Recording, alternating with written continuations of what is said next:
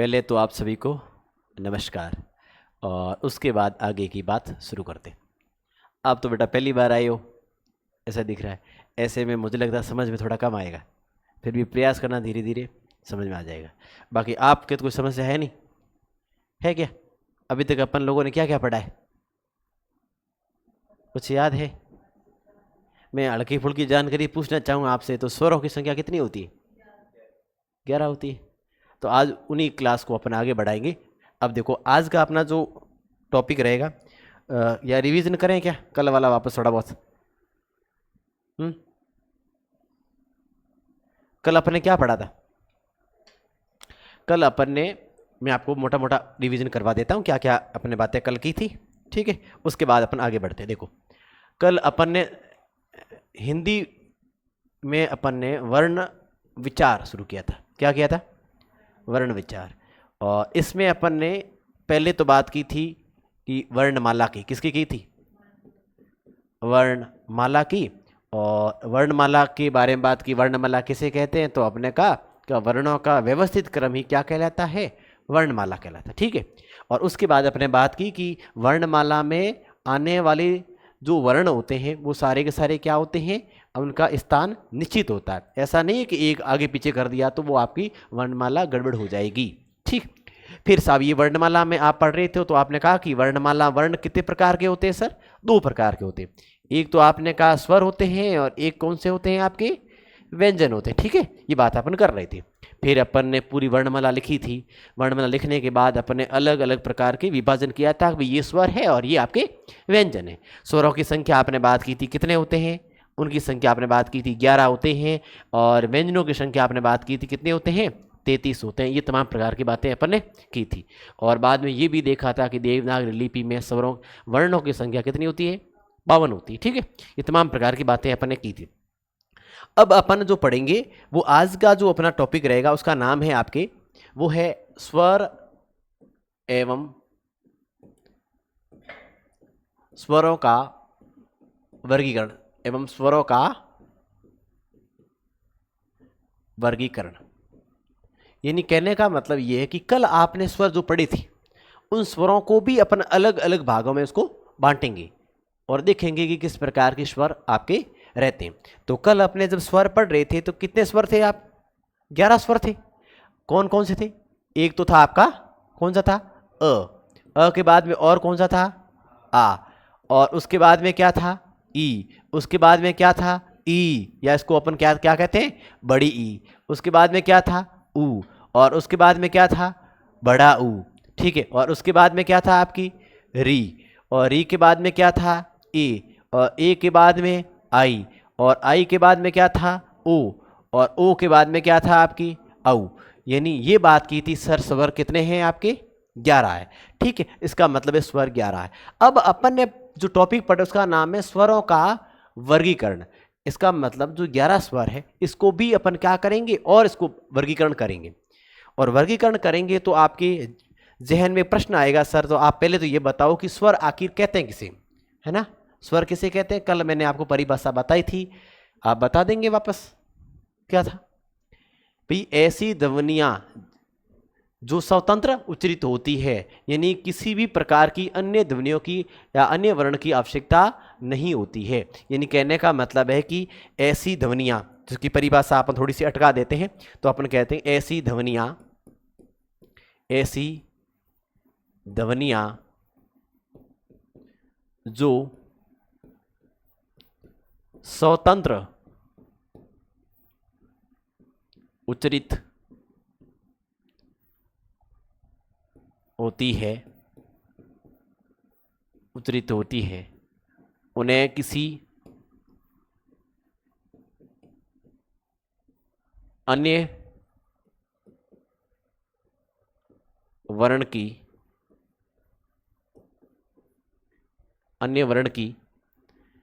आवश्यकता नहीं होती है। उन्हें क्या कहते हैं? उन्हें स्वर कहते हैं। और स्वरों की संख्या आप सभी को पता है कितनी है? स्वरों की संख्या है वो आपके 11। कितनी है? 11। स्वरों की संख्या की बात करें तो वो आपके कितनी है? वो है 11। ठीक है, ये आपके 11। ये बात आप जानते हैं।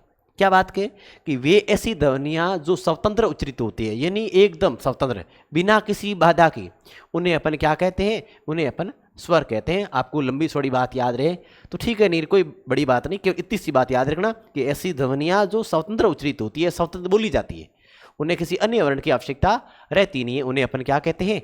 उन्हें अपन स्वर कहते हैं। ठीक है, स्वर कितने होते हैं हिंदी में? 11 होते हैं। ठीक है, ये बात होगी क्लियर। अब थोड़ी सी बात और आगे अपन करते हैं। देखो, अब आपने सर ये बातें तो की है, लेकिन स्वरों को भी अपन दो भागों में बांटेंगे। कितने भागों में बांटेंगे? तो क्योंकि अब अपन क्या बात, टॉपिक का नाम क्या था? स्वरों का वर्गीकरण। इसका मतलब स्वरों को और भी क्या करेंगे अपन? इसको वर्गीकरण करेंगे, इसको और बांटेंगे। यानी कहने का भावार्थ ये है कि स्वरों का अपन अभी क्या करेंगे?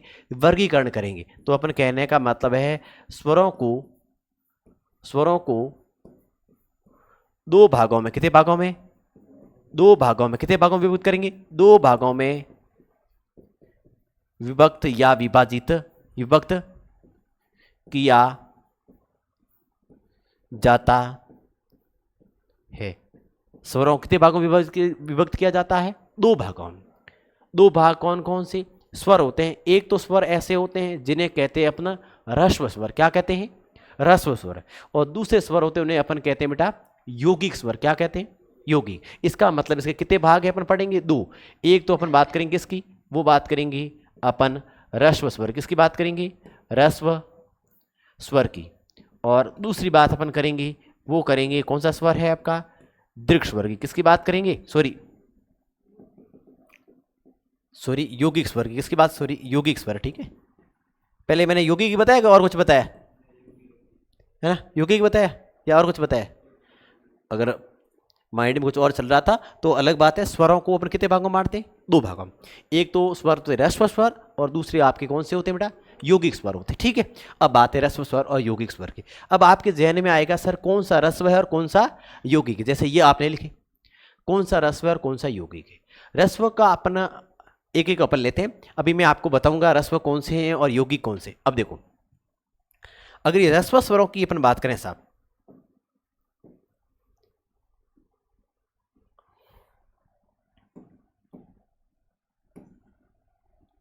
बात करें अपन किसकी? ह्रस्व स्वर। अब सुनो ह्रस्व स्वर। ठीक है, ह्रस्व स्वरों की बात करने से पहले मैं थोड़ा सा एक बार वापस लिख देता हूं ताकि यहां से आपको समझाने में ठीक रहेगा। अ, आ और ई और बड़ी ई और उसके बाद में ऊ और आपका कौन सा है ये?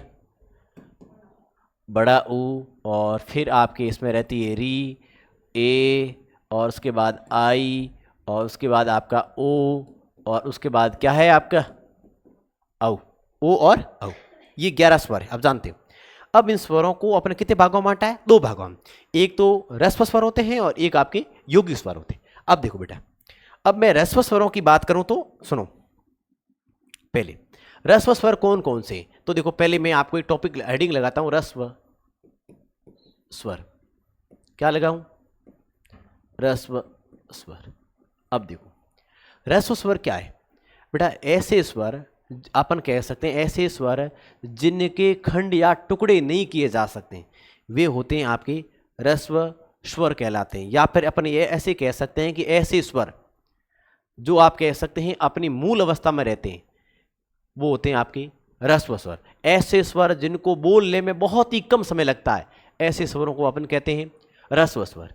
यानी ऐसे कौन कौन से सर? तो देखो, ह्रस्व स्वरों की संख्या है बेटा वो है आपके 4। कितनी है? ह्रस्व स्वरों की संख्या है कितनी है? वो है आपके 4।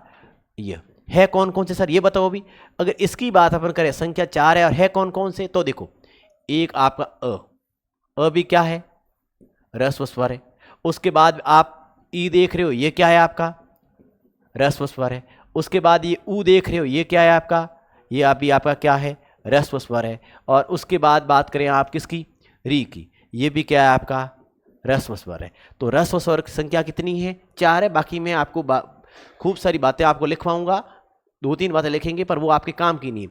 काम यही प्रश्न आता है कि ह्रस्व स्वरों की संख्या कितनी होती है, तो आपकी 4 है। मान लो प्रश्न आता है निम्न में से कौन सा ह्रस्व स्वर है या निम्न में से कौन सा ह्रस्व स्वर नहीं है, तो आपको ध्यान में रखना है कौन कौन से संख्या है। 4 अ है, ई है, ऊ है और आपका री है, ये 4 है। फिर अब आपके मन में और आएगा दूसरी बात कि सर ह्रस्व स्वर है क्या। तो देखो ह्रस्व स्वरों की बात अपन करते हैं तो ये करते हैं कि ऐसे स्वर, क्या बात करते हैं, या ऐसी ध्वनियां, क्या बात कर, ऐसी ध्वनियां जिनके, ऐसी ध्वनियां जिनकी टुकड़े या आप क्या कहते हैं बेटा, खंड नहीं किए जाते, नहीं किए जाते।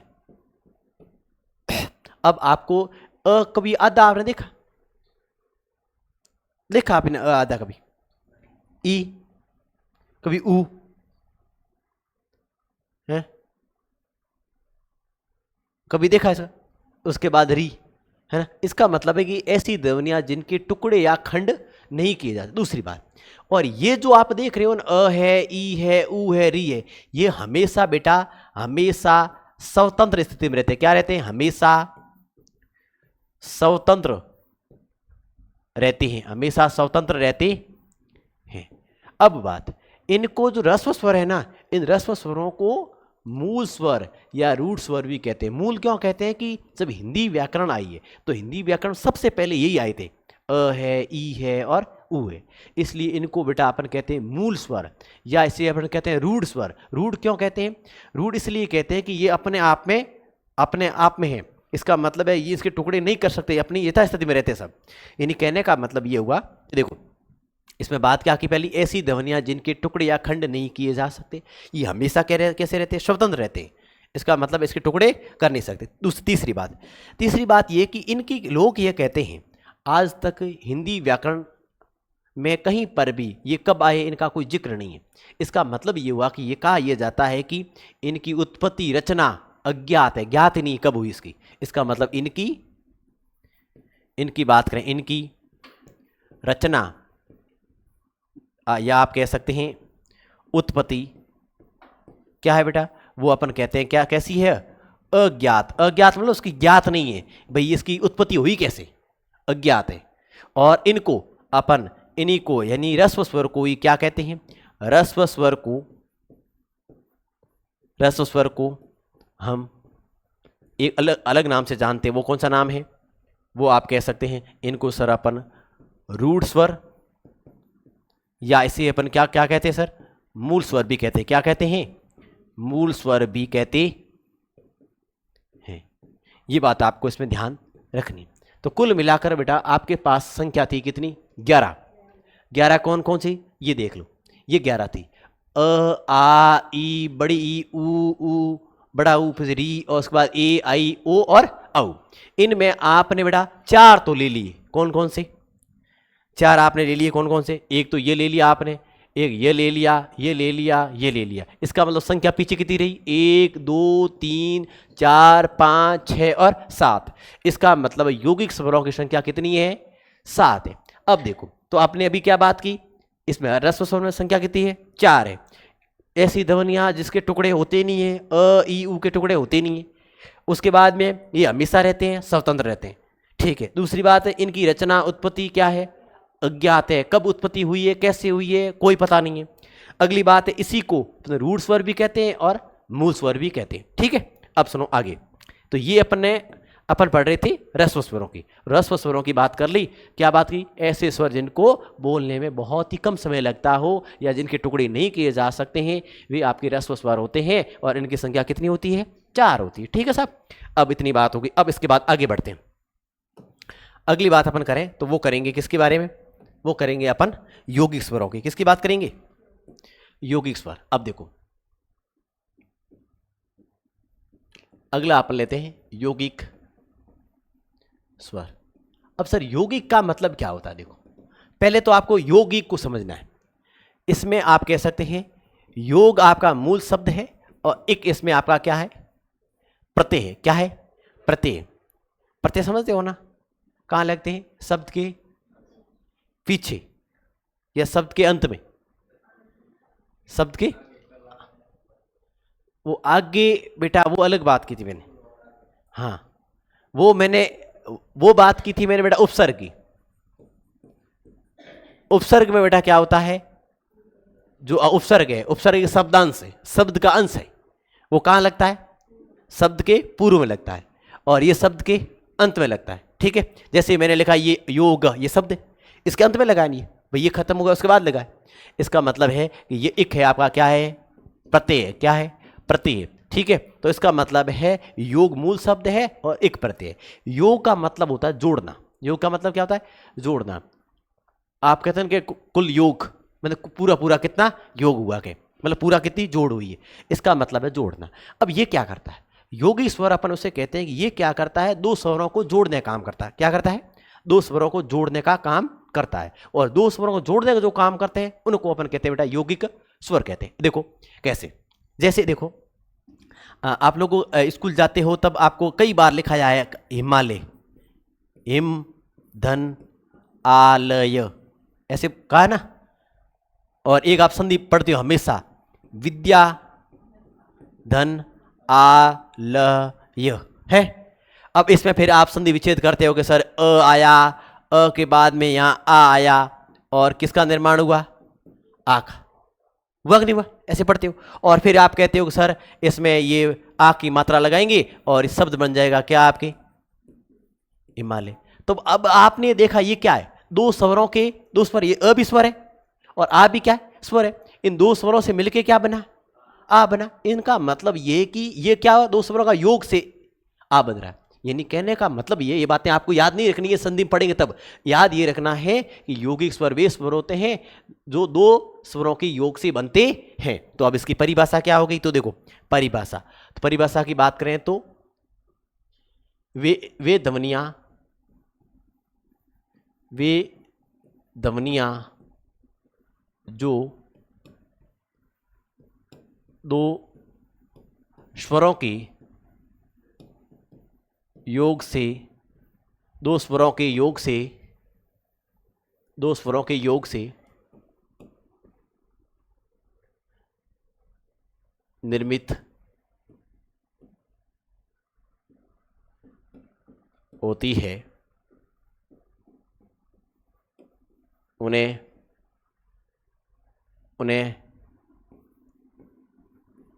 यौगिक क्या कहते हैं, यौगिक स्वर, उन्हें यौगिक स्वर कहते हैं। अब मस्तिष्क में आएगा सर यौगिक स्वर है कौन कौन से, संख्या कितनी पूछ ले, मान लो कितनी संख्या है बेटा, संख्या है इनकी, संख्या कितनी है इसकी, 7। कितनी संख्या है, 7। अब 7 है तो फिर आपको नाम भी पता होना चाहिए 7 है कौन कौन सी। तो देखो एक तो क्या है, आ, उसके बाद में क्या है, बड़ी ई, उसके बाद में क्या है, बड़ा ऊ है, उसके बाद में क्या है, ए, इसके बाद में क्या है, आई, और उसके बाद में क्या है, ओ, और उसके बाद में क्या है, औ। ठीक है, तो ये कितने हो गए, 3 और 2 5 और 2 7। इसका मतलब ये यौगिक स्वर कितने हैं, 7 है। अब बात ये कि यौगिक स्वर 7 हो गए, लेकिन इनको फिर से अपन को पढ़ने के लिए कहते हैं कि थोड़ा अपन और इसको विभाजित करेंगे। इसका मतलब है कि यौगिक स्वरों को अपन 2 भागों में और अपन क्या करेंगे, बांटेंगे। ठीक है, अब इसका मतलब है अपन क्या करेंगे, और आगे पढ़ने के लिए सहजता के लिए अपन ये करेंगे, कहने का मतलब है यौगिक स्वरों को, यौगिक स्वरों को 2 भागों में, कितने भागों में, यौगिक स्वरों को 2 भागों में विभक्त किया जाता है। कितने भागों में, 2 भाग। 2 भाग कौन कौन से को बता सकता है, हिंदी पढ़ी कभी आपने, है? तब आपने पढ़ा होगा, एक तो पढ़ा होगा आपने दीर्घ स्वर, क्या पढ़ा होगा, दीर्घ स्वर। और एक आपने पढ़ा होगा बेटा संयुक्त स्वर, क्या पढ़ा होगा, संयुक्त स्वर। यानी कहने का मतलब ये हुआ कि अपन लोग क्या करेंगे, यौगिक स्वरों को भी दो भागों में क्या करेंगे, विभक्त करेंगे। और दो भाग कौन कौन से होंगे, एक दीर्घ स्वर होंगे और एक आपके सूक्ष्म स्वर होंगे। इसका मतलब है कि ये जो स्वर आपके लिखे हुए हैं ना, इनको अपन कितने भागों में बांटेंगे, दो भागों में। अब दो भागों में बांट दिया बेटा, तो अपन को दीर्घ स्वरों की बात करें तो इनको, ये जो आप देख पा रहे हैं, इनको अपन कहते हैं बेटा दीर्घ स्वर। इनको क्या कहते हैं अपन, दीर्घ स्वर। इसका मतलब है दीर्घ स्वरों की संख्या कितनी है आपकी, 3 है। और बाकी वाले जो रहे हैं, यानी कहने का मतलब है ये जो आप देख रहे हैं, ये इनको कहते हैं बेटा अपन, वो कहते हैं कौन से स्वर है आपकी, संयुक्त स्वर है। क्या कौन से स्वर है, संयुक्त, यानी 3 और 4 है। अब अपन को थोड़ा डिटेल में धीरे धीरे दीर्घ स्वर किसको कहते हैं और संयुक्त स्वर क्या है, इनको अपन अलग अलग देखते हैं। देखो अलग अलग अपन देखें तो अपन पढ़ रहे हैं यौगिक स्वर। क्या पढ़ रहे हैं, यौगिक स्वर। क्या पढ़ रहे हैं, यौगिक स्वर। और यौगिक स्वरों की बात करें तो अपने यौगिक स्वरों को कितने भागों में बांटा है, दो भागों में। कितने भागों में,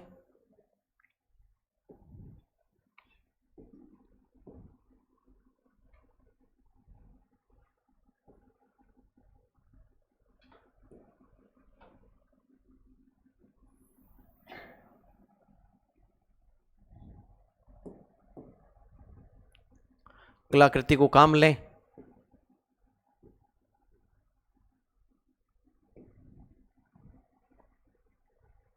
लो जी, अब सेट हो जाएगी। और उसके बाद में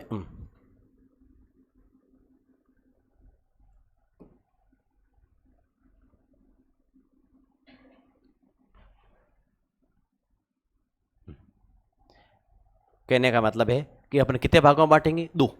एक तो कौन से हैं, अभी अपने बात की थी, आपको याद होगा कौन सी बात की थी, कौन सी बात की थी, सॉरी,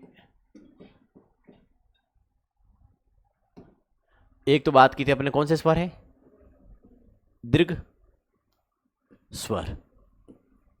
और एक बात अपने कौन सी की थी, कौन सी की थी बेटा, संयुक्त स्वर।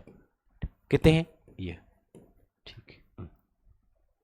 अब दीर्घ स्वरों की संख्या कितनी थी, कितनी संख्या थी, कितनी थी, इनकी संख्या कितनी थी, इनकी संख्या थी आपके कितनी, 3, या आपने इसको कितना क्या कहेंगे, 3, ठीक।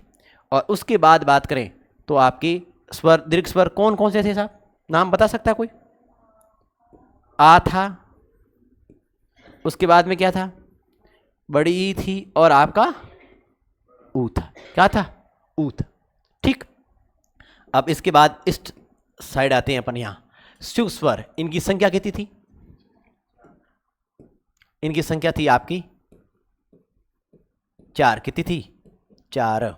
और 4 कौन कौन से सर, उसके बाद क्या थी, 4 थे। और 4 कौन कौन से, वो थे आपके ए, आई, ओ, और आपके कह सकते हैं औ।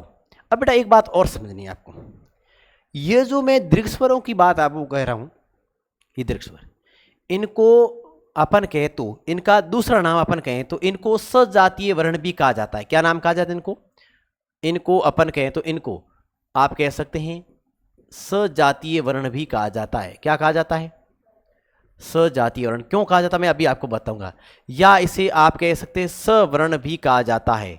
क्या कहा जाता है, सवर्ण आप कह सकते हैं, ठीक है, सवर्ण कहा जाता है स्वर।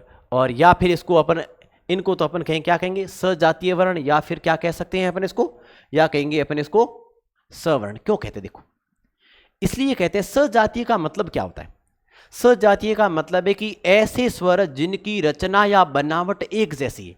क्या कहते हैं, जिनकी रचना या बनावट, जैसे एक ही जाति के लोग होते हैं तो अपन क्या कहते हैं कि सजातीय अपनी जाति का है। उसी प्रकार जिन शब्दों की रचना, सॉरी जिन वर्णों की रचना है वो एक जैसी होती है, उन्हें अपन क्या कहते हैं, सजातीय। यानी ऐसे वर्ण जिनकी संरचना बनावट एक जैसी। जैसे मैं आपको कहूं सर, मैं कुछ आगे की स्लाइड में लूं, मैंने को बेटा यहां और मैं यहां बेटा कह रहा हूं आपको ये आ है, और मैं यहाँ कह रहा हूँ अ, और एक मैं कह रहा हूँ यहाँ पे आपकी ई है। आप इसमें ये बताइए कि इनकी कौन ऐसे हैं जिनकी संरचना या रचना एक जैसी है? अ और आ की एक जैसी है। भाई देखो इसके आगे 1 2 3 है, यहाँ पर भी 3 है, यहाँ पर भी सेम। इसका मतलब इसका संरचना बनावट एक जैसी है। और जिन वर्णों की एक जैसी संरचना बनावट होती है उन्हें अपन कहते हैं बेटा सजातीय वर्ण। और जिनकी जैसे इनकी रचना अलग है, इसकी रचना अलग है। भाई ये देखो इसके तीनों इसके इस साइड निकले हुए, और जबकि ये तो आपको इस पर टाइप का दिख रहा है, इसका मतलब इनकी रचना बनावट एक जैसी नहीं। तो जिन वर्णों की रचना या बनावट एक जैसी होती है उन्हें अपन कहते हैं बेटा सजातीय वर्ण। दीर्घ स्वर में क्या होता है? दीर्घ स्वरों में ये होता है, वे स्वर होते हैं जिनको अपन कह सकते हैं रस्व की अपेक्षा दुगुना समय लगता है, उनको अपन कहते हैं बेटा रस्व स्वर कहते हैं, कि सॉरी अपन क्या कहते हैं, दीर्घ स्वर कहते हैं। देखो अब सुनो, आपने अभी बेटा इसमें लिया था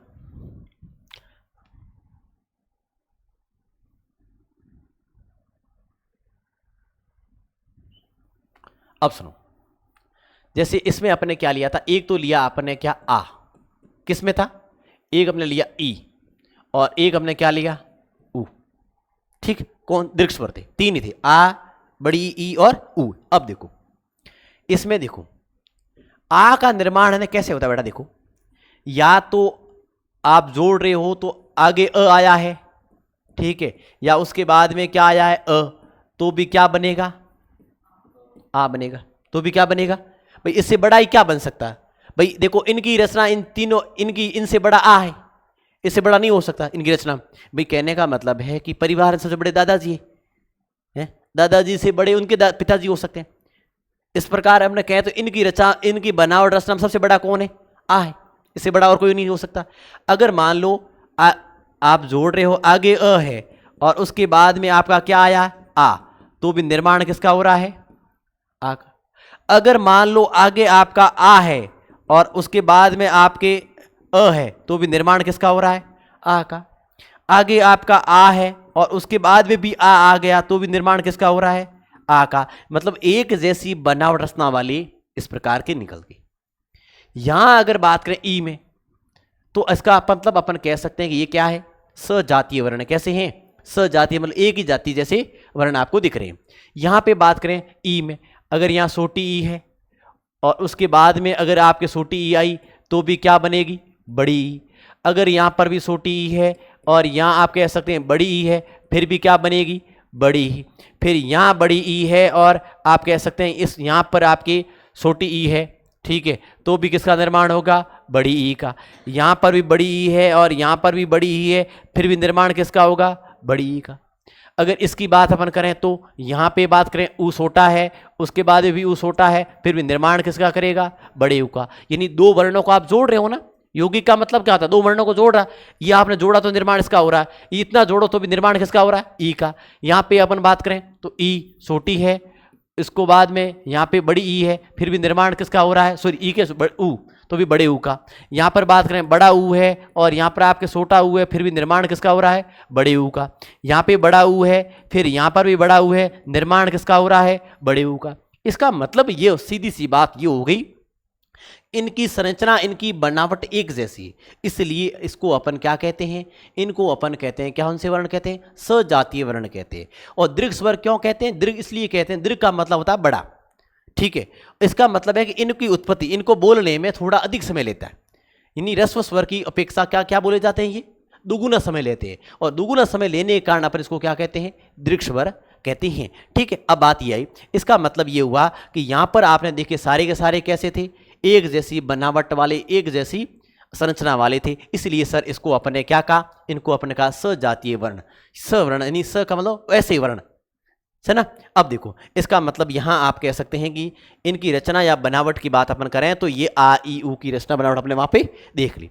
अब बात अगली बात आती है यहां पे, और वो आती है आपका कौन सा स्वर है संयुक्त स्वर है। संयुक्त का मतलब क्या होता है, देखो संयुक्त का मतलब ये होता है, अपन ये कहेंगे कि संयुक्त का मतलब है कि ऐसे स्वर, ठीक है, जो अलग अलग वर्णों से बने हुए है, तो स्वर अलग अलग वर्ण। यहां तो आपने देखा यहां तो कैसे थे सारे सारे सजाती थे, ये सारे के सारे कैसे थे एक जाति के थे। भाई देखो आया तो ये कोई बात नहीं, अ से बड़ा आ, सज जाति का मतलब बनावट रचना एक जैसी है। यहां पर भी आप बनावट रचना एक जैसी, इसका मतलब ये सारे सजाती थी। और ये जो बनते हैं ये आपके कहने का मतलब है आप कहो सर मैं ए बनाऊं और ए के लिए ए बनेगा वो बड़ा ऐसे बनता है। मैं आपको थोड़ी सी यहाँ अगर रचना बता देता हूं, ए कैसे बनता है।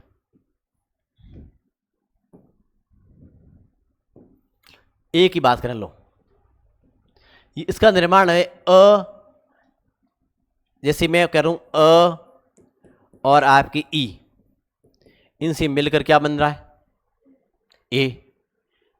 अब आप देखो यहां अ है यहां ई है, क्या दोनों एक जाति के हैं? एक नहीं, इसका मतलब सजाती नहीं है। सजाती एक जाति की नहीं, एक जाति का मतलब दोनों ही सेम। अब ई यहां होती ऐसी ई होती, बोली छोटी बड़ी कोई दिक्कत नहीं। इस भाग में अ है तो यहां इस भाग में अ आ में से कोई भी होता है कोई दिक्कत नहीं, लेकिन जाति सेम नहीं। और जाति सेम नहीं है इसका मतलब इसको अपन इन वर्णों को अपन कहते हैं बेटा वी जाति है। क्या कहते हैं? जो सेम जाति सजाती है, जो सेम जाति का नहीं उसको अपन क्या बोलते हैं? वी जाति है। तो इन वर्णों को अपन कहेंगे, इन वर्णों को दूसरा नाम अपन ये कह सकते हैं, इनको अपन क्या कहेंगे? संयुक्त स्वर, अथवा इसको अपन कहेंगे बेटा वी जातीय स्वर। क्या कहेंगे? वी जातीय स्वर। और या फिर इसको अपन कह देते हैं अस्वर्ण, असवर्ण। ठीक है, इस प्रकार अपन बात कर सकते हैं। अब देखो आगे की तरफ अपन बढ़े तो वापस आपने कहा है कि निर्माण अ और ई से किसका हुआ? ए का।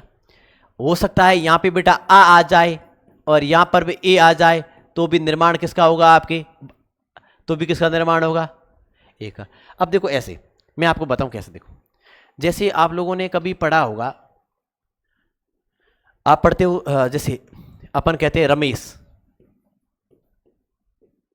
शब्द, रमेश में आप संधि विच्छेद करते हो, क्या पढ़ते हो? रमा धन ईस पढ़ते हो ना, पढ़ते हो रमा धन ईस। अब देखो रमा के अंदर यहां र का र मा, यहां पर किसकी मात्रा आई बेटा? आ की। और यहां पर किसकी मात्रा है? ई की। किसकी मात्रा है? ई की। ई की। अब आपको पता है कि आपने इस रमा में से र म ये रहा, क्यों? क्योंकि संधि क्या होती है? दो वर्णों का मेल होती है। जो दो वर्णों का मेल किया तीसरा वर्ण बनेगा। आपने इसमें आ निकाला, इसमें आपने ई निकाला, इसका मतलब पीछे क्या रहा? रम रहा। और यहां ई चला गया, पीछे क्या रहा? स रहा।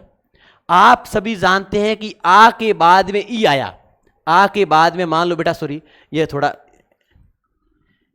आ के बाद में अगर मान लो बेटा आ है और आ के बाद में अगर बेटा ई आया है तो निर्माण किसका होगा? ए का।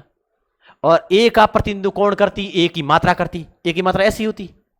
इसका मतलब है कि रिजल्ट के रूप में अपने सामने ए आया और ए अपने यहां फूट नहीं दिखेगा। ए की मात्रा कौन सी होती है? यही होती। अगर ये मात्रा अपन लिख देंगे तो वर्ण पूरा हो जाएगा। और आपने मात्रा लिख दी और क्या बन गया? ये आपके शब्द क्या बन गया? रमेश बन गया। यानी कुल मिला के आपको थोड़ा ये ध्यान रखना, इतनी मात्रा पूरी आपको याद नहीं रहती है। एक बात ध्यान में रखना है कि ये जो विजातीय वर्ण है, विजातीय वर्ण कौन कौन से हैं? एक तो आप बेटा कौन सा है? वो है आपका ए, उसके बाद में क्या है? आई, उसके बाद में क्या है? ओ, और उसके बाद में क्या है? औ। इनका निर्माण कैसे होता है? ए का निर्माण होगा वो अ के बाद में, अगर आप बेटा कहें अ के बाद में अगर क्या आ जाए? ई, निर्माण किसका होगा? ए का। अगर आप कह सकते हैं अ के बाद में अगर बड़ी ई आ जाए तो भी निर्माण किसका होगा? ए का। अगर आप कह सकते हैं आ के बाद में अगर बेटा ई आ जाए तो भी निर्माण किसका होगा? ए का। अगर आप कहें सर आ के बाद में अगर बड़ी ई आ जाए तो भी निर्माण किसका होगा? ए का। यानी कहने का मतलब है कि यहां पर वर्ण है वो एक जाति के नहीं है, इसलिए अपन इसको क्या कहते हैं? विजातीय वर्ण कहते हैं। और अपन संयुक्त क्यों कहते हैं? संयुक्त का मतलब दो अलग अलग प्रकार के वर्णों का मेल हो रखा है। यहां ये अलग मेल है, ये अलग स्वर है ना। अब इसका निर्माण यहां, और इसके साथ ही आपको बात ध्यान रखनी, इसका आई का निर्माण कैसे होगा? आई में क्या होता है? अगर मान लो आगे वाले भाग में, आपके इस भाग में आप दो वर्णों को जोड़ रहे हो तो हो सकता है कि यहां पर आपका अ है और अ के बाद में क्या आ जाए? आपका ए आ जाए, है ना। क्योंकि जब मैं अपन ये पढ़ने के बाद में आपको बताऊंगा कि ये जो यौगिक स्वर है इनको अपन संधि स्वर भी कहते हैं। आप जो संधि पढ़ोगे स्वर संधि, स्वर संधि के 5 भेद पढ़ोगे, 5 में से 3 तो संधि आपको सीधी सीधी यहां अगर ये ध्यान रखोगे तो आप पहचान कर लोगे कि ये वर्ण आते हैं तो कौन सी संधि होती है, गए फलानी संधि होती है। देखो अब देखो, अ के बाद में अगर ए है तो भी निर्माण किसका होगा, आई का। अगर आ के बाद में बेटा अगर आपके ए है तो भी निर्माण किसका होगा, आई का। अगर आ के बाद में अगर आप कह सकते हैं आई है तो भी निर्माण किसका होगा, आई का। आ के बाद में अगर आप कह सकते हैं कौन सा है, सॉरी अ के बाद में अपन कहें आई है तो भी निर्माण किसका होगा, आई का। ध्यान रखना। अब ओ में क्या होता है, ओ बेटा अ के बाद में अगर ऊ आया है, ठीक है, तो भी निर्माण किसका होगा, ओ का। अगर आ के बाद में अगर ऊ आया है छोटा तो भी निर्माण किसका होगा, ओ का। अगर अ के बाद में अगर बड़ा ऊ आया है तो भी निर्माण किसका होगा, ओ का। अगर अ के बाद में या आ के बाद में बड़ा ऊ आया तो भी निर्माण किसका होगा, ओ का। ठीक है, इसकी बात करें औ की, इसमें क्या होता है, अ के बाद में अगर ओ आया है तो भी निर्माण किसका होगा, औ का।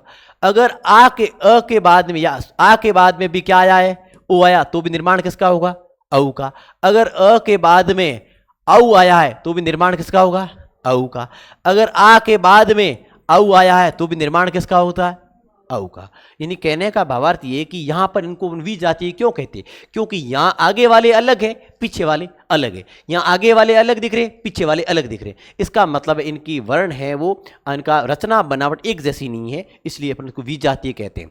और इनको संयुक्त क्यों कहते हैं, क्योंकि अलग अलग वर्णों का योग से निर्मित हो रहे हैं, इसलिए अपन इसको कहते हैं बेटा संयुक्त स्वर कहते हैं। ठीक है, अब बेटा इतनी इस बात आपको थोड़ी सी ध्यान में है तो आपको ये बात और ध्यान में रखनी है क्या, कि देखो अब ये अपन पढ़ रहे हैं यौगिक स्वर, क्या पढ़ रहे हैं, यौगिक। तो देखो नोट करके एक बात मैं आपको थोड़ी सी हल्की फुल्की बता देता हूं कि यौगिक जो यौगिक स्वर है, यौगिक स्वर को संधि स्वर भी कहा जाता है। क्या कहा जाता है, संधि स्वर भी, संधि स्वर भी कहा जाता है। क्या बात की, संधि स्वर का मतलब है संधि है ना, संधियां बनती है इन्हीं से बनती, यौगिक स्वरों से बनती। अब देखो कैसे, एक आपको बात याद रखनी है तो मैं थोड़ा सा और बता दूं। एक हिंदी में आपके हुए डॉक्टर भोलानाथ तिवारी, आपके भोलानाथ तिवारी, भोलानाथ तिवारी ने यौगिक स्वरों को, यौगिक स्वरों को संध्याक्षर कहा है। क्या कहा है, संध्याक्षर कहा है। संध्याक्षर का मतलब क्या होता है, संधि वाले अक्षर। क्या होते हैं, संधि वाले अक्षर, संध्याक्षर, संधि धन अक्षर। संध्याक्षर में आगे आपको जब पढ़ाऊंगा संधि तभी अण संधि बात करूंगा संध्याक्षर क्या होता है। अब देखो मैं आपको वापस अगर इन चीजों के बारे में थोड़ा सा मैं आपको बताना चाहूं। देखो आप केवल यौगिक स्वरों बेटा क्या बातें की थी आपने, आ की बात की थी, इसके बाद बेटा क्या की थी, ई की, उसके बाद में ऊ की, इसके बाद बात की आपने ए की, और इसके बाद आई की, उसके बाद ओ की, और इसके बाद बात की आपने औ की। अब सुनो इनकी बात अपन करें, ये आपके सामने 7 है और 7 को आप थोड़ा सा ध्यान दें तो यहां आपकी 3 संधियां आपको देखने को मिलती हैं। आप लोग संधि पढ़ोगे आगे टॉपिक जैसे अपन इसको कंप्लीट करें संधि पढ़ेंगे, संधि के 3 भेद पढ़ेंगे। कितने भेद पढ़ेंगे, 3। एक तो होता है बेटा स्वर, एक होता है आपका व्यंजन, और फिर होता है आपके विसर्ग। क्या होता है, विसर्ग। इस स्वर संधि के आप 5 भेद पढ़ोगे। कितने भेद पढ़ोगे, 5।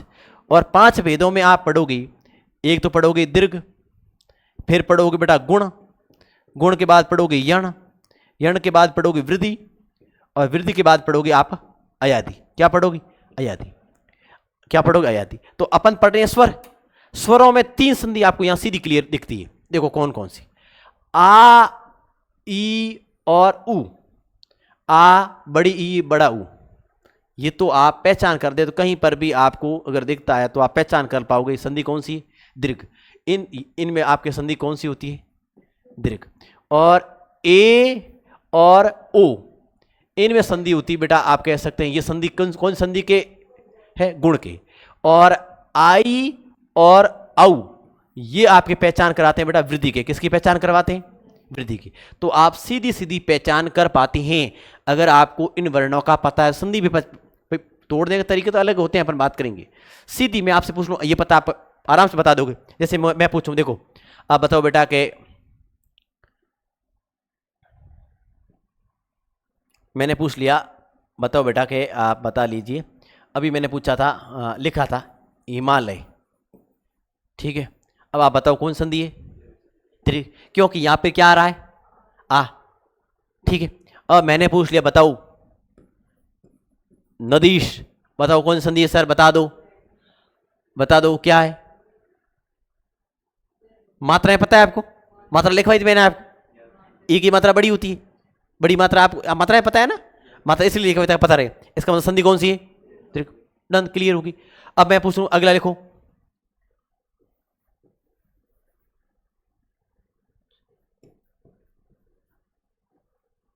लो, ऊ, क्लियर। अब देखो मैंने कह दिया यहां बताओ, जैसे कि मैंने कह दिया आप बताओ सर गणेश, कौन संधि? जैसे मैंने कह दिया बताओ साहब गंगोरमी, बताओ ओ, गंगो ओ, संधि कौन सी? गुण, ठीक। अब मैंने बता दिया, यहां लिख दिया मैंने तथेव, बताओ दो मात्रा है, वृद्धि। आई की मात्रा इसमें क्या है? दो मात्राएं आती। मात्राएं आपको सिखाई थी, पता है आपको शुरुआत में कि मैंने कहा यहां आ ई ये, इस प्रकार आपको याद होगा तो सिखाई थी, पता है? दो मात्राएं कौन सी? त्रिसंधि, ठीक है। तो कुल मिलाकर इसलिए ये संधि वाला काम सारे पता चल रहा है मोटा, इसलिए अपने इसको क्या कहते हैं सर? इनको संधि स्वर भी कहा जाता है। और इसलिए भोलानाथ तिवारी जैसे भले मानस ने क्या कहा कि योगी स्वरों को भी क्या कहा जाता है? संध्याक्षर कहा जाता है, ठीक है। तो कुल मिलाकर ये बात अपने संध्याक्षरों के संदर्भ में थी। बाकी आपके 7 बज गए, ठीक है। कल अपन कुछ बात और करेंगे, इतना पर्याप्त है आज के लिए, ठीक है सर।